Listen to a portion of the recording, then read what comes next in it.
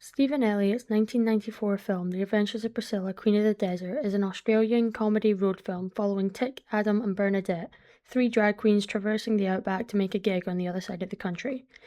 On their journey they pass through many rural towns, meeting some colourful characters, making both allies and enemies. Priscilla has themes of growth, self-acceptance and expression as the three venture through the rough landscape. Hypermasculinity is a recurring theme, not only in this film but in Australian media altogether. The country has a long-standing historical relationship with masculinity in connection with this landscape. This can be linked back to the cultural factor of the British settler colonialism and its white male-dominated nature, and to the environmental factor of the harsh landscape being seen as a challenge to conquer. With this came the preconception that independence, toughness, and ruggedness were required to survive the brutal terrain of the outback. However, Priscilla subverts this outdated view and overturns the typical construction of gender and how that associates with identity and self-expression. Through analysis, comparison, and close readings, we will explore queer identity and how this has become part of national identity, and how Priscilla breaks these conventions and aims to diversify the image of identity in not only urban Australia, but through the outback too. Australian national identity has since been heavily tied to extreme masculinity and the idea of surviving the outback and taming the land. This gave way to the ochre stereotype, an Australian man categorised as unsophisticated, immature and crude, which stemmed a renaissance of Australian cinema in the 1970s following a series of ochre comedies whose appeal was inherently domestic, appealing primarily to Australian audiences. Films such as Crocodile Dundee and The Adventures of Byron Mackenzie emerged at this time, popularising homophobia and misogyny as a basis for laughs. No pufters allowed. Furthering the andro-nationalist sentiment of the country. When Priscilla came along, it actively challenged this hyper-masculine characterisation of Australians while still having a strong sense of national identity. For example, Priscilla's dialogue employs a typical ochre comedy throughout, unifying it with the old comedies of the 70s, while diversifying it and introducing a queer aspect. This can be seen in one of the bar scenes when the trio arrive and the locals go silent, disconcerted by their extravagance. When challenged by a particularly rough-looking lady, Bernadette uses crude humour and unrefined language against the homophobic local. This highlights that bigotry is not necessarily linked to masculinity, but rather a lack of education combined with rural closed-mindedness and absence of exposure. Author Peter C. Coons states in his article, Out in the Outback, Queering Nationalism and Australian Film Comedy, Priscilla actively challenges the false connection between biologically assigned sex and the socially constructed gender. Present in the same bar scene, we have a masculine cisgender woman and a feminine transgender woman, who are both presented as verbally aggressive and improper. This eliminates the assumption that vulgarity, hostility, and anger are masculine traits. Now listen here, you mullet. Why don't you just light your tampon and blow your box apart? Because it's the only bang you're ever gonna get, sweetheart. Their relationship to the country through ochre-style coarse humour unites them over their differences regarding their sexual identity. As a result, the queens are invited into the group.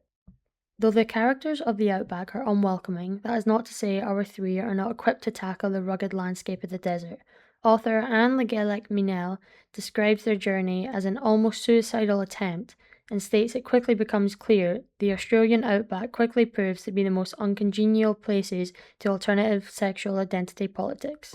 However, their unfortunate interactions with most rural town members does not prevent the trio from conquering the land itself, proving that over-the-top masculinity is redundant.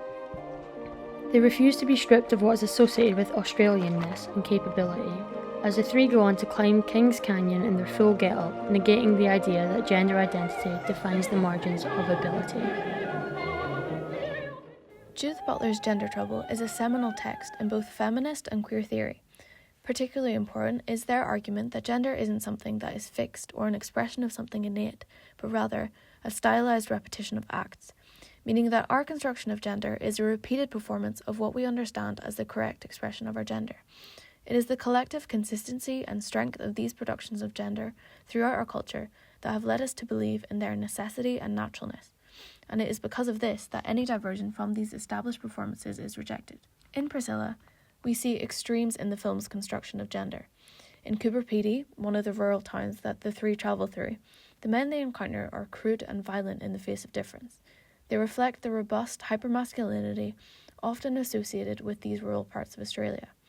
When Adam challenges them and their views, the men chase and attack him, literally punishing his diversion from the culturally agreed upon ideas of gender.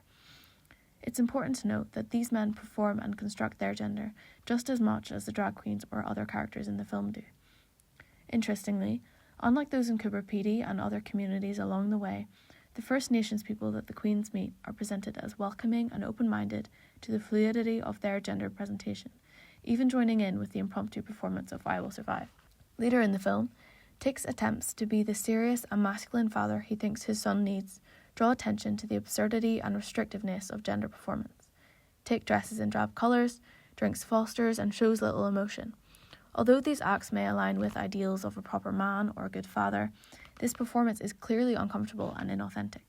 Alan Thomas argues that Tick's failure to act out this role makes it clear that this role and the version of masculinity that is associated with it is just as much a performance as the drag queen he performs on stage. Furthermore, his son Benji is much happier when Tick and the others are being themselves and actively wants to see them perform.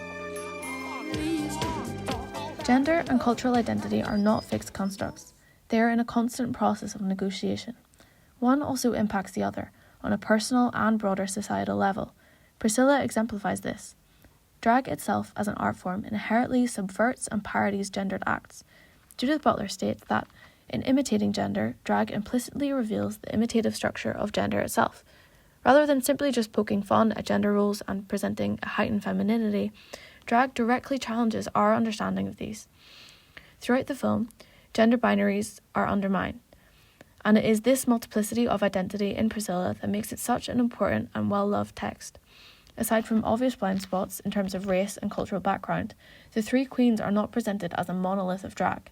They have a variety of experiences and expressions. Similarly, Priscilla also challenges Australian national identity and undermines any rigid, singular notion of Australianness. Priscilla provides an intersection between Australian and queer culture through references, visual style, and humour. We see this exactly through the performance put on in Alice Springs. The extravagance and vibrancy could be part of any drag show, but this one is uniquely Australian. Performing as iconic Australian animals and landmarks, they undermine that identity at the same time they perform it and assert it. Thomas suggests that the film presents Australian identity as camp, and cultural identity as something that, like gender, can be performed. In Susan Sontag's notes on camp, among many things, she describes camp as blurring the lines between low and high culture, as being playful and anti-serious, and uses what she calls the ultimate camp statement: it's good because it's awful. Much of what she says about the camp sensibility can of course be applied to Priscilla, but interestingly could also apply to the ochre humour of the 70s and general approaches to Australian national identity in the media. The queer and Australian influences in the film are dependent on each other, and one would not be successful without the other. The Adventures of Priscilla, Queen of the Desert challenges notions of what it means to be both Australian and queer. The film comes across as a celebration of these identities, while also drawing attention to the hardships of being different in the face of closed-mindedness. Priscilla presents a new kind of Australian cultural identity that rejects the androcentric representations of Australia in the past, and in doing so, the film asserts itself as a vital part of the Australian film canon. As Susan Sontag states, camp taste is a kind of love for human nature. This film shows exactly that. A love for all the good and bad of what it means to be human through the unapologetic and expressive lens of drag. It never ends, does it?